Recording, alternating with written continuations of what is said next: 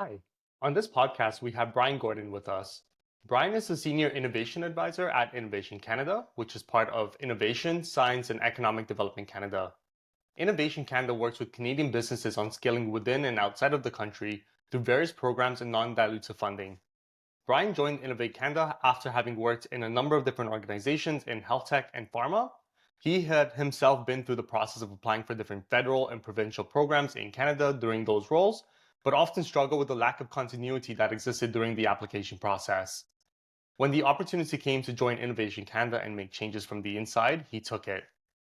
Brian shares the different programs available to Canadian entrepreneurs and how to make the most of them.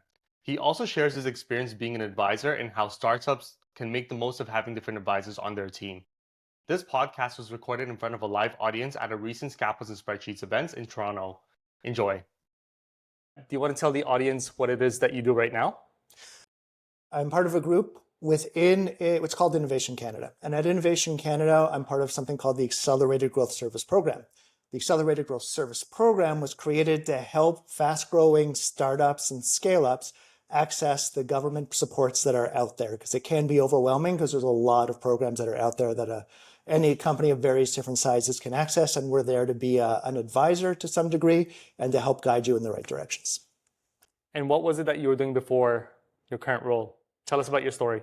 Before I get started on my story, but as I was thinking about how am I going to talk about the life of Brian and everything that I've been through, one thing that really hit me as I was going through my past is how envious I am of almost where you are at right now. By that I mean, I think most of you are entrepreneurs, you're aspiring entrepreneurs. That's a very stressful way to go about life. It can be a very lonely one. It can be a very hard one. So I don't necessarily envy that, but I envy just like the world that you're in and to be able to grow these companies and these ideas. When I got started, I have an undergraduate degree from computer science. When I graduated, there were no iPhones, there were no apps. Health tech was not something that was on anybody's radar. So what I did at the time is I did what was very popular at the time. I became a software developer and I worked at some R&D labs. I worked at the R&D lab at a company called Nortel. Got to laugh at that side. There was a time when Nortel was supposed to be the most successful technology company in Canada. If you've never heard of Nortel, that tells you kind of what happened to Nortel. I also worked at the R&D lab at IBM for a little bit, also in the software world. Now, very much like in today's world, you're always hearing headlines about someone that became wealthy from Bitcoin or some other cryptocurrency. In those days, it was the stock market. Everyone was just kind of figuring out the internet was a thing. Banks had started to make their portals available so you could buy and sell your own shares pretty easily. So everyone was in the stock market. There was all these stories of people becoming billionaires from the stock market. So I decided I didn't want to miss out. So I also started putting my money in the stock market. Stock market crashed. I lost my money. And that's when I decided I learned I needed to understand the business side of things. So that's when I went for an MBA. And here's where I guess this story, the life of Brian, becomes more relevant to what we're talking about here. While doing my MBA, I did a project with pharmaceutical company Merck. And at the time, the government had just announced, the provincial government, that they were going to create something called the Mars Discovery District. You guys all know Mars? All right, most of you seem to know Mars. It's at university and college. It was meant to be the anchor for a cluster. And if you don't know why it's called Mars, it's actually an acronym for the medical and related sciences. Now, today, we don't refer to it that way because it quickly moved on from being a medical space to just being an innovation space. But that was when Mars was being released and everyone was excited about what was going to be grown in Toronto and across Canada. And I was working with Merck to kind of make a pitch to government on how the Ontario biotech sector should be the third largest in North America. So that was my introduction into this sort of pharmaceutical land space. After I completed the MBA, like all good MBAs, became a consultant for a little bit, but really missed being on the nerdy side of things and getting to work on developing new products. So what I was able to do is to take this experience with Merck Frost, take my experience with R&D, and really make that transition. And there was a hospital called Baycrest Hospital, which has something called the Rotman Research Institute. The Rotman Research Institute is a neuroscience research institute. And at the time, they just wanted someone that had some experience with the academic environment and some of the business environment and the pharma environment to go through the research that they're doing and to look for commercialization opportunities. The biggest one worked on there was we had a scientist that created a musical curriculum that he had all the evidence to demonstrate that was peer reviewed, that if a child went through this musical curriculum, it increased their verbal IQ, their ability to pay attention. And so we started negotiations with a company to turn this idea into a TV show, and the government wanted to be involved. So we were also working with various government entities where we had this agreement where if we can find a company that would invest a few $1 million into this idea, the government would invest a few $1 million into this idea. And I guess I'll get into that story a little bit more of what happened. But from there, from Baycrest, that was where things kind of took off for me in this sector. Worked at George Brown College for a little bit in terms of getting companies, working with academic institutions. And that's when I met this guy, this entrepreneur. His name is Dan Gordon, same last name as me, no relation whatsoever. And Dan just came up to the college and he goes, listen, Manny, I've been traveling the world as a consultant with IBM in the healthcare space, and it's killing me. Like you see in Canada, we're having a problem, and I'm going to use this as an example, managing our emergency rooms. But Saudi Arabia has it down pat. They've fixed the problems, but Australia has the same problems. New Zealand has the problems. Singapore has the same ones. Canada does. Why is nobody sharing? I'm going to make a nonprofit that's a share best practices. Let me work with George Brown College to do that. And I thought that was a really cool idea.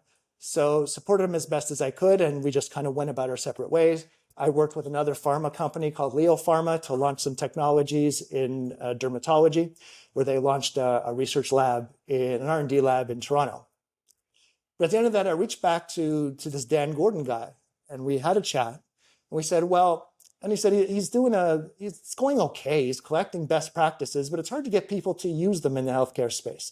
So we kind of talked, and we decided we launched something a little bit bigger. So we had a nonprofit called Colleaga, and then we created a for-profit arm called Colleaga Health Services. And what we wanted to do was to really introduce changes and innovation into the Canadian healthcare space, starting with the Canadian healthcare space.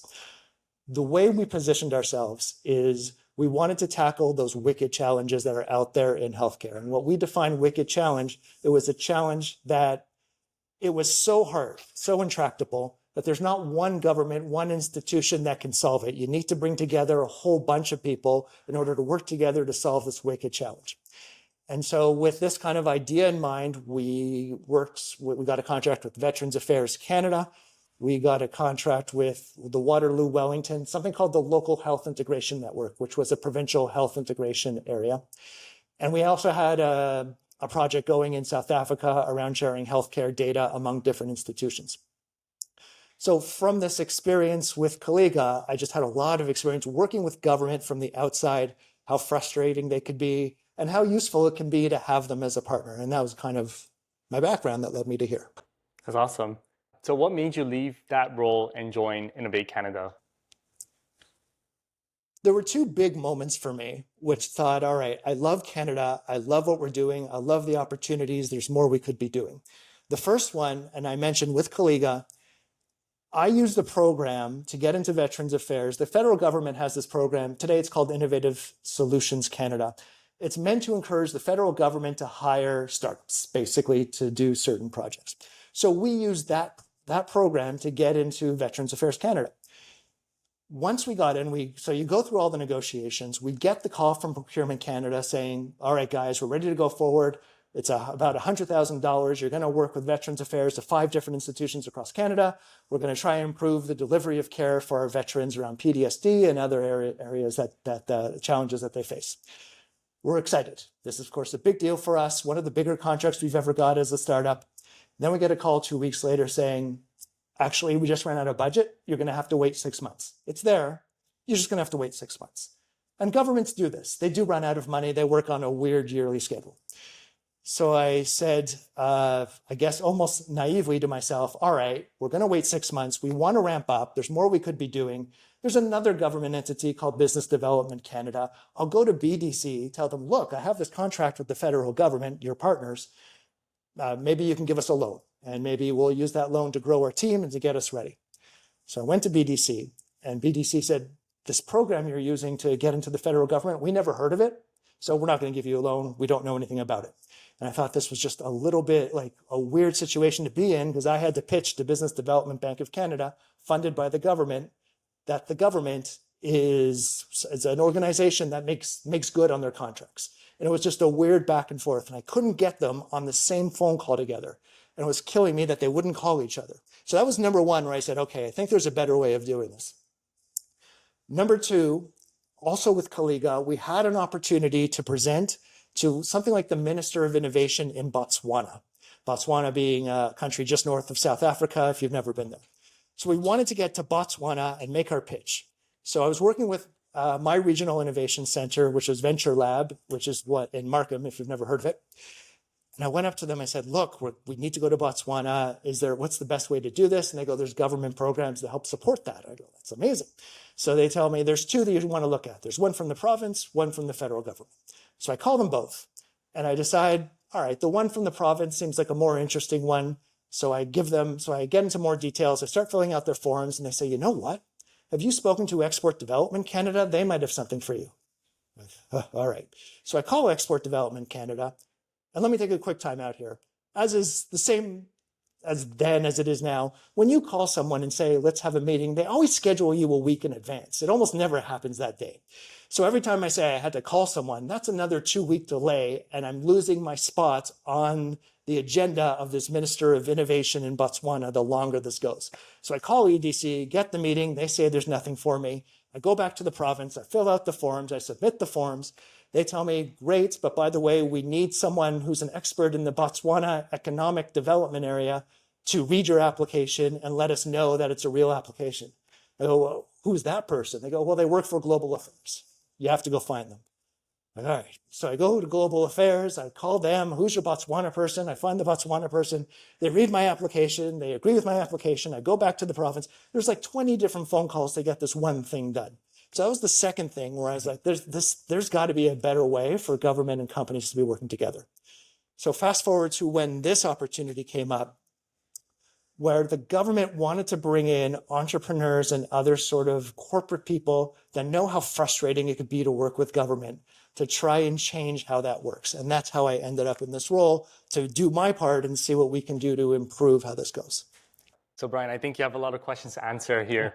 A lot of people in this room are building companies in health tech, medtech, and the life sciences. Do you want to give us a quick overview about the different programs that exist for these kind of companies? You know, what stage can they be reaching out, and what's the best way to start these conversations? All right. How much time do we have for this one? Yeah. Okay, this will be quick. The low-hanging fruit is we do have an online portal. It's called the Business Benefits Finder. It's at innovation.canada.ca, which I find that so much easier to remember than Business Benefits Finder. So innovation.canada.ca. You go there, you put in information about your company. It'll spit out to you the federal and provincial programs that are out there. That's the easiest place to start. There's a button on there saying like, save my results. If you save your results, every time there's a new program that meets your criteria, it'll send you an email. All right, that's the quick and easy way of answering.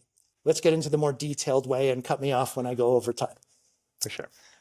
When I'm talking to a company, I tend to break these categories into supports for research and development, supports for export development or going international, supports for HR, and then there's supports for, by HR I mean talent, and then there's supports for procurement and sort of miscellaneous funding that I can put in there as well. Now I'm going to combine a few different things. With research and development, there's going to be players in the federal network and there's going to be players in the provincial network that you're going to want to consider. In the federal side, there's an organization called IRAP, IRAP. They're kind of the biggest ones that do this type of funding. IRAP, they tend to work with people by geography. So you'd give them a call, tell them about their company, tell them about your postal code, and they'll assign you somebody.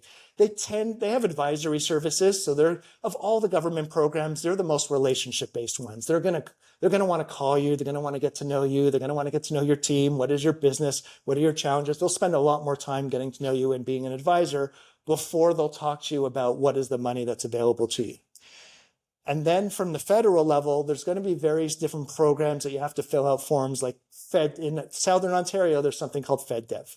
If you're from another jurisdiction, let me know. But in Southern Ontario, there's an organization that has a call for proposals every, I think a couple of times a year, where they're going to be looking for innovations in manufacturing, innovations in software. AI has just got some recent funding. and you'll fill out your form, and they can also split the cost of various different projects with you. How often do these programs actually update, and what's the best way for founders to actually find out about them? It depends on the program. IRAP is always available and always looking for applications and always willing to take your phone call. They're a pretty regular program. They of course, it's very competitive. There's lots of companies that want to work with IRAP. They do run out of money, but they're almost always guaranteed to have money the next year. An organization like FedDev, like I said, they'll have a call for proposals every couple of years. Sometimes a government might decide that there's certain priority areas that they want to get more money out there for. AI is an example of one. So they just had a call for proposals around AI, and IRAP got additional money for AI. So some more programs were launched. So sometimes there's a priority area and something will be launched, but normally it's IRAPs all the time. FedDev is once or twice a year. And provincially, there's, for example, the Ontario Centres of Innovation, which they'll have like 7 or 8 different programs, a few of them specifically in the life sciences and healthcare space. And if you go to their websites, there's always going to be someone, the way they do their websites, there's always someone at the bottom that you can reach out to if you have more questions about that program. The 4 programs that you mentioned, R&D, international expansion, talent, and sorry, what was the last one? Procurement. Procurement. Yeah. Are those all programs for similar stage companies, or are there some which are for relatively early stage companies? All right. Let's start with procurement. So the one that I mentioned with my company, with Colleaga, is called Innovative Solutions Canada. They do a call for proposals maybe a couple times a year. They have 2 programs. The one I'm referring to is called the testing stream. So that is where you're basically pitching your technology for the government to test it, to see if there's a use for it in government. That program doesn't require, generally, they might change their requirements every call for proposals, but most of the time they don't require a revenue company. In fact, they're looking for new concepts, new innovations that are ready to go, but haven't necessarily met the market yet. So that's in the procurement side, that at least from the federal side, don't need revenue for that. But if it's a medical device, and the medical device needs regulatory approval, then you need to have regulatory approval before you apply, because they're not going to use it on anybody because there's no regulatory approval. The province of Ontario, which I'm less familiar with now, has, I think it's called Supply Ontario, has recently announced some new programs around procurement. So I don't know those details yet. Where it comes to export development, there is a program that Global Affairs Canada has called CanExport. There's 2 versions of it.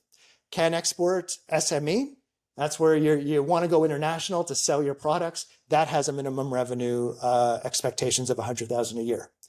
If you want to go international to build an R&D collaboration with, some institute in another country, that's called CanExport Innovation. That one does not have a revenue requirement, but it needs to be an R&D collaboration, not a business development activity that you're looking for funding for. For talent, there's a lot of organizations. Many of them don't have a revenue requirement. You just need to show that there's a project that a student can take on or someone more experienced can take on. MyTax is an example of that. There's a few programs out there to help offset the cost of hiring a co-op and that type of thing. Gotcha. I think those were all of them. Yeah. Yeah. So one other question in terms of the international expansion programs. Yes. For any companies that are already incorporated in Canada, generating revenue, and they want to expand to other regions around the world, what kind of expectation or commitments would they have to remain in Canada with their businesses? All right. I'm gonna start with those programs and then kind of speak a little bit broader, because it's a fair point and it touches on most of the other programs as well. If you're using CanExport to to explore a new market in order to enter it for business development, yes, there's going to be an expectation that there's a benefit to Canada to do that. For CanExport, it's a little bit of a smaller amount, so they're going to want to show that maybe there's additional revenue, additional partnerships that you can land. But when you're going to government to use any of the programs, governments, even though they don't present it this way, we're in a room of entrepreneurs, so I'll say it this way, there is a return of investment that these government programs look for. And the more money you're asking for, the more this return should be. And generally speaking, and it's not always the case, but generally it's, are you driving more jobs here? Are you increasing revenues here? And so if you So as an example of something that it would be a challenge is if you're applying to IRAP in order to do some R&D and you want to hire developers in another jurisdiction and you don't want to hire in Canada, IRAP will say no right off the top because their money is to drive jobs in Canada. If you're hiring in India, then the benefit isn't going to Canada as much, so they'll likely give money to somebody else. But the additional thing I wanted to touch on there, which is an interesting one, is when you get higher up and you're looking for more of the amounts from the government of Canada, and I'm thinking could be at the low ends of tens of thousands, but always all the way up to hundreds of thousands and millions, there's a contribution agreement that the government calls it a contribution agreement. It is basically a contract saying, what are you getting? What are you going to do with the money? What is the outcome of the money? You want to read that. You definitely want to know that you agree with that. I know depending on the program, when I was doing it with my startup and I wanted to make a change to this agreement, they basically laughed at me, said, no, this is the Queen's agreement. We don't change the Queen's agreement. But once you get into higher numbers, you're going to notice clauses like a change of ownership clause. Like let's say you take $1 million from an organization, that's the government, and then you raise money and you're no longer Canadian owned, then you're going to want to read what's the fine print in this contribution agreement. What does it say when you're no longer a Canadian company, but you've taken money from the Canadian government? So there's some fine print when you get higher up and higher up on what those expectations are. So another question I had for you is that I know you've been an advisor for a number of health tech companies, and I know that Innovate Canada actually provides advisors to some of these companies. Could you talk about, from your point of view as an advisor, what's the best way that startup founders can actually make the most of your time and, take value out of that? Ooh, a strong question. I'm going to start with a mistake I made once and then move backwards into where's the right way. So I was working with an accelerator of some kind many years ago, and I wish I remembered the healthcare company, but I had met this healthcare company and they wanted marketing advice from someone, and I knew, and I'd mentioned earlier that I worked at an innovation arm of a pharma company called Leo Pharma. It was a Danish pharmaceutical company that wanted to open an R&D lab in Toronto.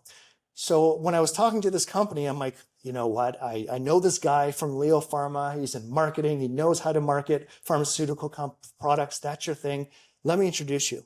And they just couldn't get along. I had to be part of these meetings. They just didn't speak the same language. And you've probably all heard this before. ISED, where they say, hey, if you're a startup, be careful of corporate people because they don't know the environment. And there was some truth to that you want someone that has been through the challenges that you're going through now. Most people have not seen the challenges of landing that first sale. That first sale is impossible. I would say the first 5 sales are impossible, but it's really hard to build that credibility. You're hearing no a lot. You got to change how you position yourself. You have to maybe pivot the product itself. There's a lot of changes that have to be made. That doesn't happen in the corporate level, where they've been through product market fit. They don't feel like they need to pivot. They know how to create a marketing slogan for a particular something. They don't understand this kind of always changing to fit the market that you're based in. So when you're looking for a mentor, you want someone that's kind of been through that and can talk about it in some detail about the one when I speak to a company, I'm usually talking about the first sales. How do you land that first sale? How do you open up that first door? And that's the thing that kind of a challenge I'd like to take on, and was just kind of where I was comfortable. And if someone's never done that, then they're going to struggle to understand the stress that you are under and why you're making the decisions you're making. Because they'll look at it as you're wasting, you're all over the place. You keep changing when that's what you have to do to kind of fit into the market. So you want someone that's been through what you've been through. Not that they just read a book about it, but they've actually lived it a little bit. And I would say you're probably changing mentors as your journey goes. Don't just start collecting mentors so you end up with 10 or 20 of them just because the first one from a year ago was nice to you, and even though you're not getting anything from them. You're going to want to update them to make sure that they're supporting the stage that you're at, because your life changes quickly, the stage changes quickly, your challenges change quickly, all the way down to just to pick up on now, you're now having to deal with tariffs. It's not something we're used to. If you can find someone that has that experience, my God, that'll be really useful. That makes sense. How many advisors do you normally see in startups? What tends to happen here, and I'm going to reserve judgment on, is this a good thing or not? I don't know, but it seems to be common, is everyone ends up connecting to one of those regional innovation centers, and that's going to be Mars or Venture Lab or Communitech. They're all over the province, they're all over the country, and they tend to have a lot of advisors there that are out to support startups. So I think I always see startups with a lot of advisors. I don't know that's why I reserve judgment. I'm not sure how much value they're getting from them, but it's because to be a partner or to access some of the services in these regional innovation centers, you need to have these mentors. So I suspect like a more reasonable number, if I had to come up with just a matter of time, might be closer to 3 or 4 in different areas, but I see a lot more only because I think there's a feeling of that's almost mandatory. Yeah, definitely pick your advisors wisely. So Brian, we are at time. Is there any parting thoughts that you want to leave the audience?